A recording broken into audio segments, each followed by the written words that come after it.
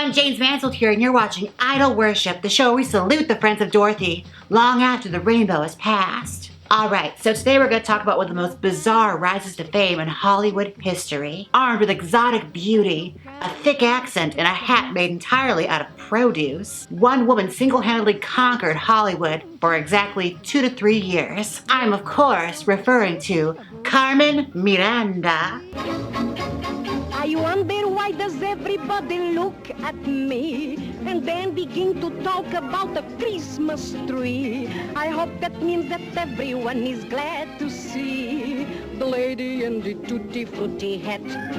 Originally born in Portugal, her family relocated her to Brazil, where she would begin her early life. She grew up in cosmopolitan Rio de Janeiro. Carmen's father was a barber who disapproved of her aspirations for a career in show business, but her mother was ever encouraging and helped Carmen behind his back to help further herself in the entertainment world, leading her father to abuse Carmen's mother when he found out she was going to auditions behind his back. While an up-and-coming singer, she would take on a lot of nightclub work, singing in clubs, as well as working her daytime in boutiques, especially a hat boutique, where she learned millinery skills to create exotic hats. It was during this period that Carmen met a record producer that would change her career. He helped her cut 2 singles that became hits on the Brazilian charts, which caught RCA's attention, signing her to a record deal. By the time the ink was dry on her contracts, Carmen Miranda had made history. She was the highest paid entertainer on the radio. Carmen Miranda was praised for helping put samba on the map, giving her many opportunities, one of which was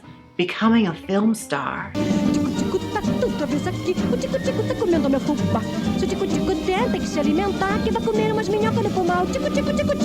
From here is where our story really picks up. Carmen Miranda was flown to New York, where she began production on the streets of Paris, but only under the circumstances that Carmen Miranda's house band were to accompany her to New York, because she knew damn well that no American band could ever capture her country's sound. It was here that Carmen Miranda truly made her mark.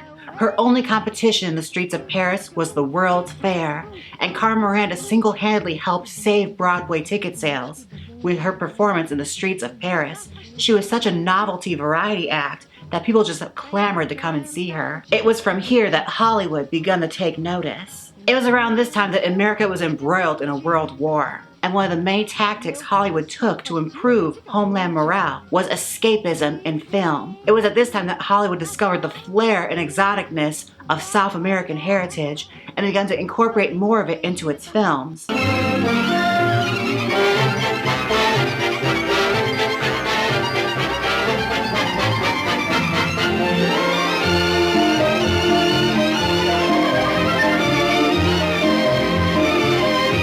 Studios took notice of the flair and charisma that Carmen Miranda possessed, and they knew that having an authentic star from Brazil in a Hollywood film would be a magical combination. It was at this period Carmen Miranda started to film her very first films in Hollywood. Her first couple of films really summed up the route Carmen Miranda's acting career would take. She was featured very little, if only for a novelty section of a movie, and not part of a broad narrative of any of the films she was ever a part of. And every time Carmen Miranda would appear on screen, she was always done up in a traditional Brazilian costume and was very campy and over the top, from outrageous costumes to hats that towered all the way to the ceiling. She was a smash hit in America, but Brazil and Argentina were less than thrilled to see Carmen's film career. They disapproved of the way American studios portrayed Carmen and the way she was treated. She was more or less seen as a novelty act or not taken seriously as an actual actress or singer with talent. And to be honest, Carmen Miranda in her films was treated a lot like a prop half the time. As a bit more time had passed, Carmen Miranda decided she wanted to return home to Brazil for her sister's wedding. It was here that she was met with a rather frosty reception from her Brazilian public. Journalists had turned on her. Where she was once a beloved singer and radio personality, she was seen as a caricature of Brazilian culture. This really upset Carmen Miranda, and she wanted to make a point to prove them all wrong. She responded to this criticism by putting on a public performance in Brazil, where she performed classic samba songs and did absolutely no numbers in English, just Brazilian, silencing her critics. Mamãe eu quero, mamãe eu quero, mamãe eu quero, mamãe da chupeta com pé até não chorar. Carmen Miranda was signed to 20th Century Fox, where she made a string of lavish South American-based musicals. Hollywood had lost its European market due to world wars and needed to sell its films elsewhere, and saw an untapped market in South American countries. It was then that Carmen Miranda was given star billing on a lot of her film roles. However, if you actually watch the films, you see that she appears in very little of them. She was never the star of her own vehicle, and 20th Century Fox had no intention of ever making her a star. The novelty of Carmen Miranda to them was just simply a goofy islander trope. The studio, in fact, actually encouraged Carmen Miranda to speak in broken English. Despite all these setbacks, Carmen Miranda took full advantage of her fame and became the highest paid woman in Hollywood at one point. She also had a successful recording career, nightclub act, as well as lots and lots of money coming in from her own merchandising. But back in Hollywood, she was simply a prop in a lot of her films. She'd come in, say a goofy line, sing a song, and then get scooted right out the door. And despite the lack of presence in a lot of her films, audiences still flocked to come and see her. And as soon as 1941, Carmen Miranda became the first South American person ever to be immortalized in man's Chinese theater. Carmen was sadly trapped in an image. And a lot like ladies that follow her, like Charo, of very successful, talented women that are completely seen as one thing by the public and nothing else. She's one of those ladies of amazing talent that people do not give the proper respect to because of the way Hollywood tells the public they should perceive her. Despite the lack of respect Hollywood was giving her in her film work, Carmen Miranda was the constant professional, so dedicated to the fact that she always had to be on top of her choreography, lines, and even did her own costumes. But all this dedication would start to take a toll on her spirit. But 4 years into her stint at Fox, Carmen Miranda began to use pills in order to keep herself from exhaustion. Her films fell out of favor with 20th Century Fox, and her final films being made in black and white, which should be a crime for someone as colorful a personality as Carmen Miranda. 20th Century Fox had swept Carmen under the rug.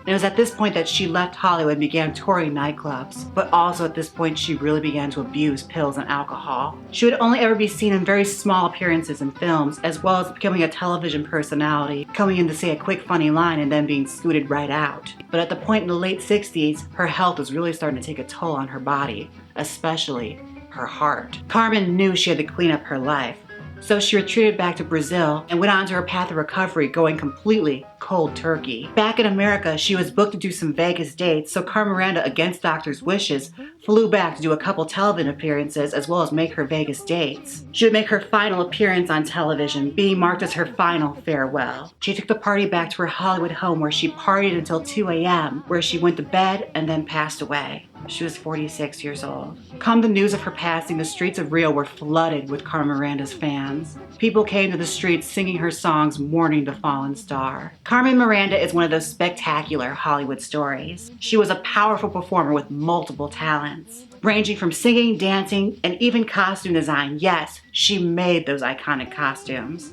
and was beloved by the public for the walking happiness that she displayed every time she entered a room. Us gays have always been drawn to ladies of flamboyance, and Carmen Miranda is the ultimate conversation starter. We ourselves are renowned for our excess and camp and ability to steal a scene. Some people say I dress too gay, but every day I feel so gay. And when I'm gay, I dress that way. Something wrong with that? No. And we also can see ourselves as people that are taking advantage of a bigger system and are truly never utilized for the true magic they actually possess. This is why Carmen Miranda is an icon. For those in the know, she's more than just a lady in a tutti fruity hat. I like you very much. I think you're great.